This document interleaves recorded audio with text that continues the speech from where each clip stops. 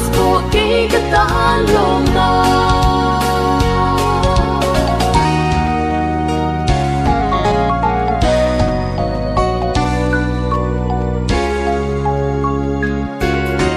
kapat santo long che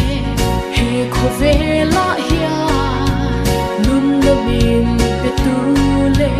kalal chan dong tu she om eng po then se I cross kong ani zam lovin cross kong ka zo zela lung ngai boy de te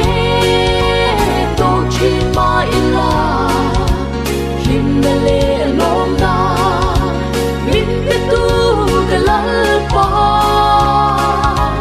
kaphat san to long he khovela ya thi the cross po kay katalong na kaphat san to long he khovela ya thi the cross po kay katalong na